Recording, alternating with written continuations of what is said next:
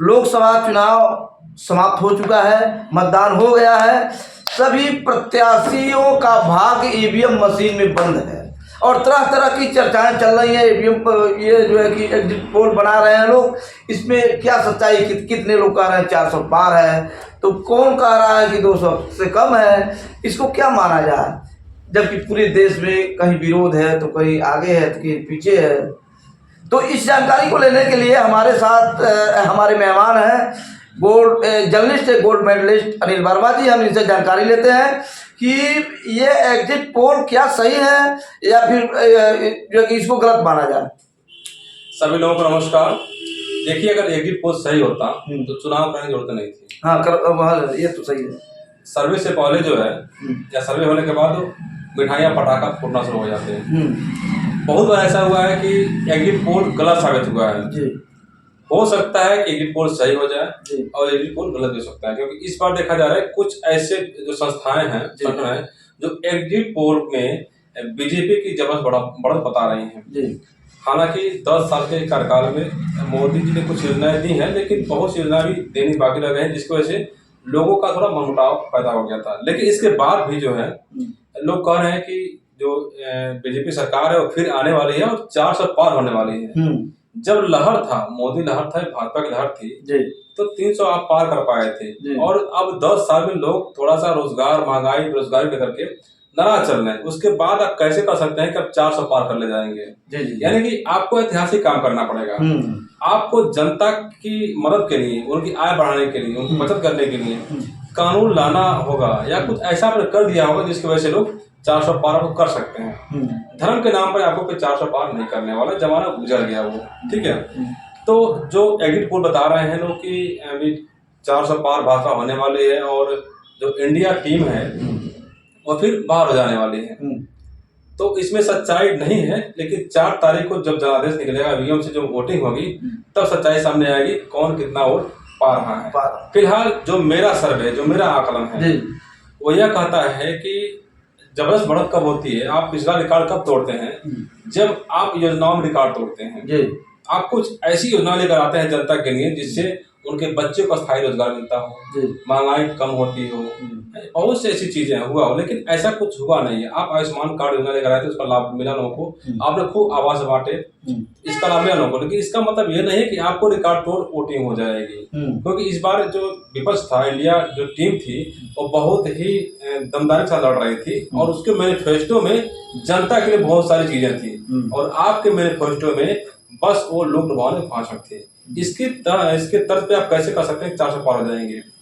अच्छा, ऐसा भी हुआ है, जगह जगह देखा गया है, मतदान के दिन जो है कि विरोध प्रदर्शन हुआ है, तमाम लोग यही कहे कि हम वोट का बहिष्कार करेंगे। इसके बाद भी दोपहर बाद लोग जाकर कुछ % वोट भी पड़ा है। और इस समय वर्तमान में अगर एक जनपद को, यूपी में चलिए दोस्तों, अब हम चल रहे हैं यूपी के जनपद महाराजगंज में, जो पड़ोसी राष्ट्र नेपाल से सटे बगल में है। वहाँ लगभग 59 या 60% के प्रतिशत मतदान हुए हैं, जबकि 5 जगह विरोध हुआ है। और 5 जगह विरोध होने के बाद मैं बता दूँगा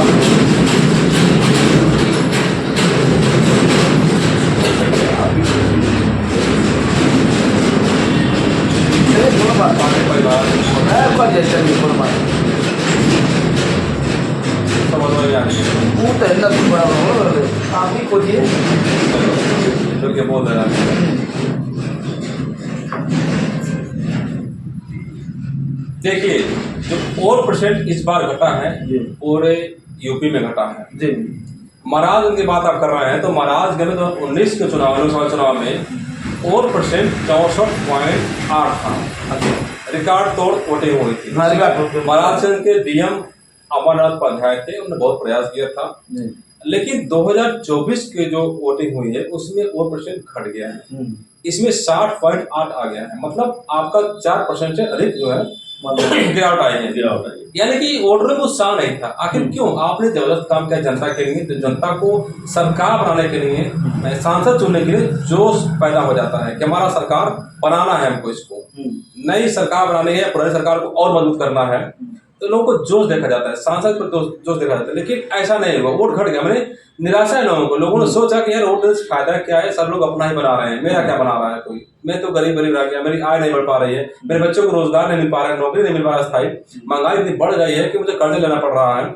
ये सब सारी बातें हैं। लेकिन 2024 के जो चुनाव है उसमें देखा जाए महाराज जनपद में 3-4 जगह पे लोगों ने मतदान के दिन ही मतदान का बहिष्कार कर दिया। प्रशासन नेताओं को वहां पर जाना पड़ा।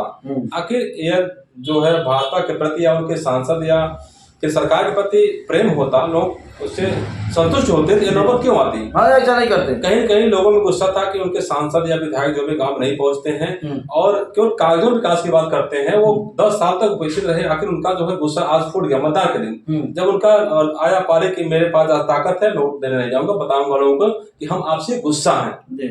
ये लोगों ने दिखाने की कोशिश किया है। तो फिर आप कैसे कह सकते हैं कि हम 400 पार कर ले जाएंगे इस बार? सबसे बहुत से ऐसे मुद्दे हैं। अभी आप देखेंगे कि बहुत से ऐसे जो पिछली बार जो चाणक्य ने कहा था, आज भी वो चाणक्य कह रहा है कि 400 पार हो जाएंगे। अब उसका क्या सर्वे है, कौन सा सर्वे किया, वोटिंग के बाद वोटिंग के एक दिन पहले सर्वे इतना सटीक नहीं आ सकता है। आप देखेंगे चुनाव विरोध हुआ है पूरे भारतवर्ष में, विरोध होने के बावजूद ये लोग 400 पार कर रहे हैं। इसमें क्या सच्चाई है तो सबके गले से नहीं उतर रहा है, 400 के गले से नहीं उतर रहा है। हो सकता है, इसमें कोई संदेह नहीं है, लेकिन 400 पार कराया जा सकता है। होना और होने में अंतर होता है। हम कुछ नहीं कह रहे हैं। जैसी चर्चाएं आएंगी, देखिए 4 तारीख को जब निकलेगा तो आश्चर्यजनक परिणाम आएंगे। जैसे 400 पार अगर होती है तभी आश्चर्य है। 2019 में पूरे भारतवर्ष में मोदी लहर थी, पूरे भारतवर्ष में मोदी लहर थी, उसमें कोई विरोध नहीं था, पर वहां ये लोग 400 पार नहीं कर पाए।